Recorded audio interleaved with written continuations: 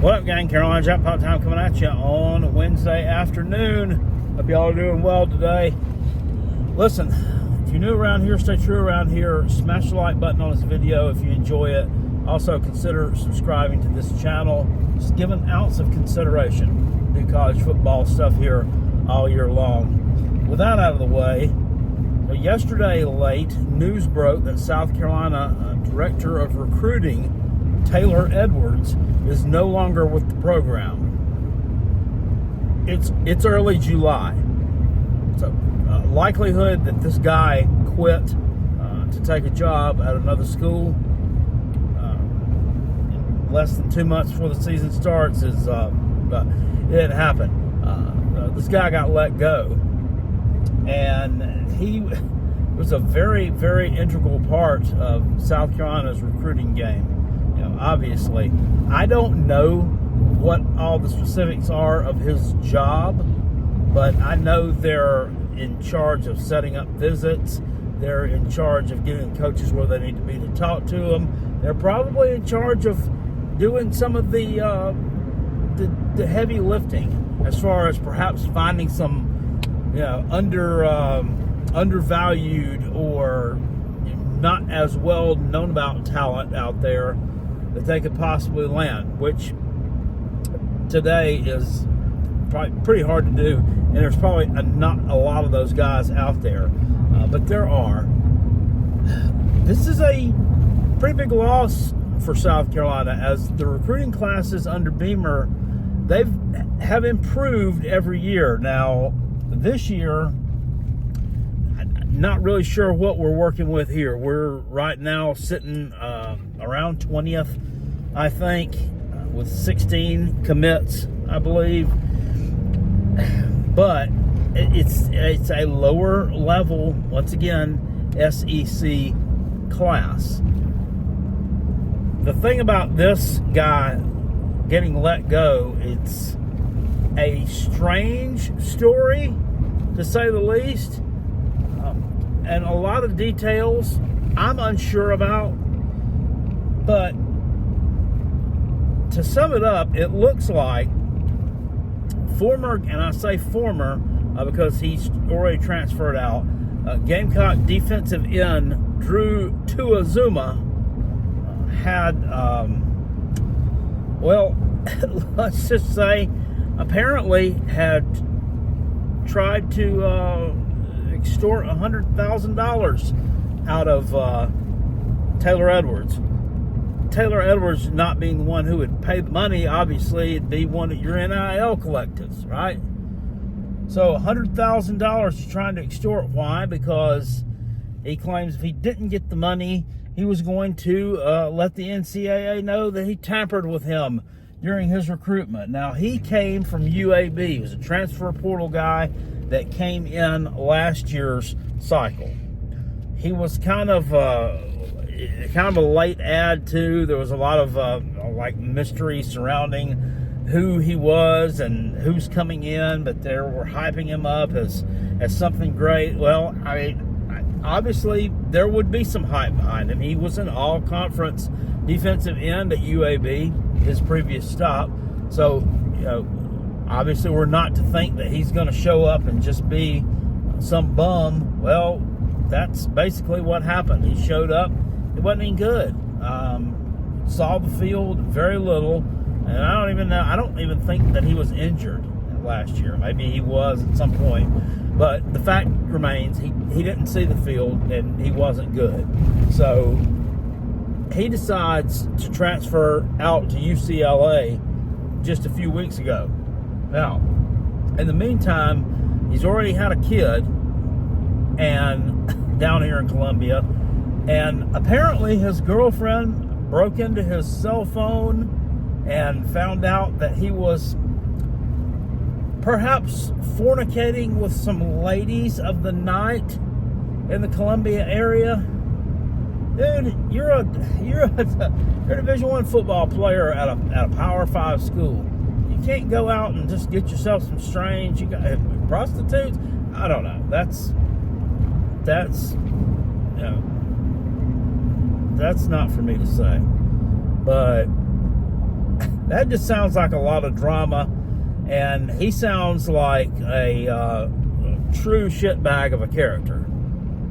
So apparently Shane Beamer and Ray Tanner went to bat for Taylor Edwards, tried to get him to keep his job, but the compliance department at the university, I guess, is the ones who forced his hands, and I don't know if they're the ones who let him go. I don't know if Shane Beamer is the one who ultimately had to let him go. I'm unclear on that. But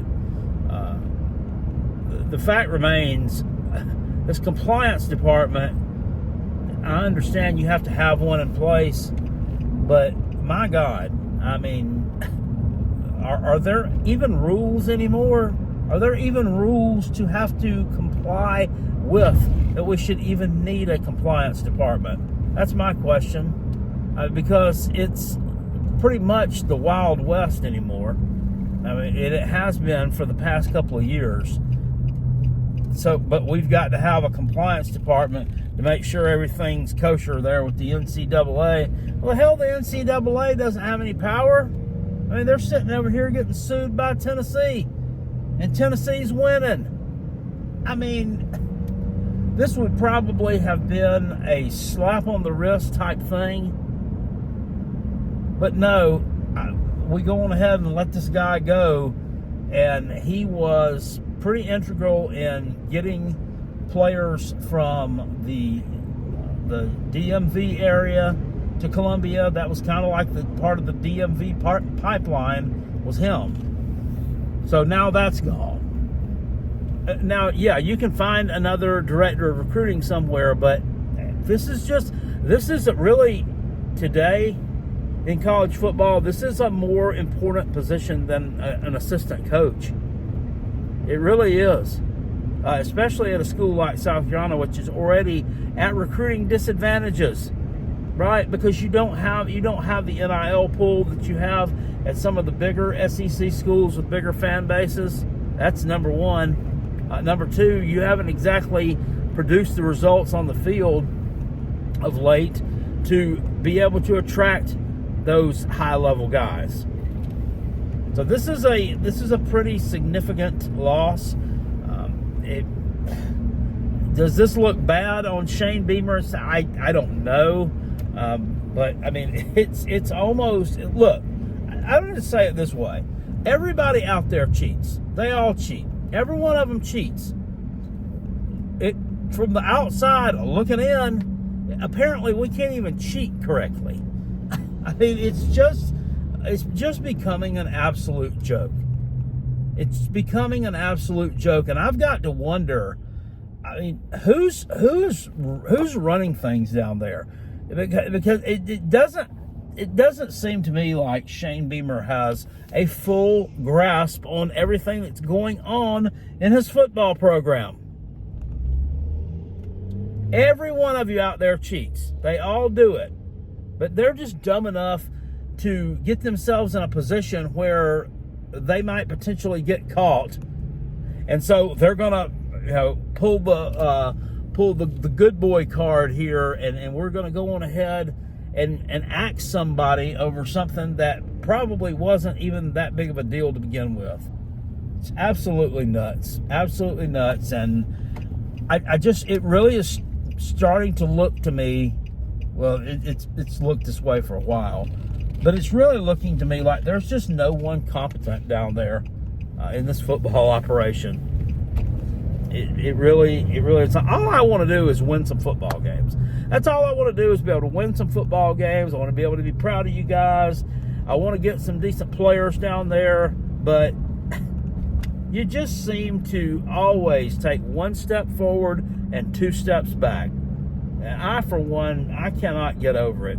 I was the number one. I was number one caller last night on the Uncle Lou show. We discussed who would you look at to replace Shane Beamer, because I have a feeling the guy's not going to make it.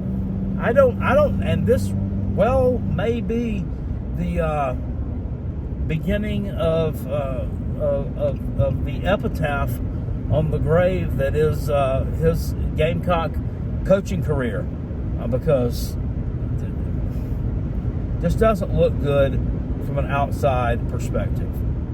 That you can't do the things necessary within means, and if you do something that's out of bounds a little bit, you can't do it without someone finding out about it.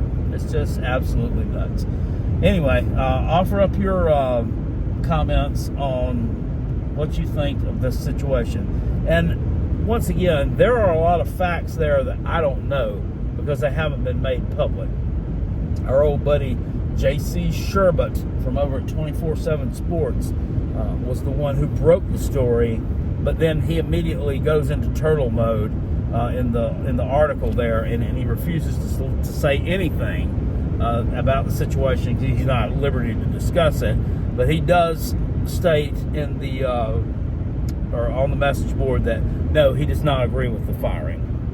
So take that for what it's worth. Anyway, Gamecocks fire director of recruiting and a successful director of recruiting over don't really know what.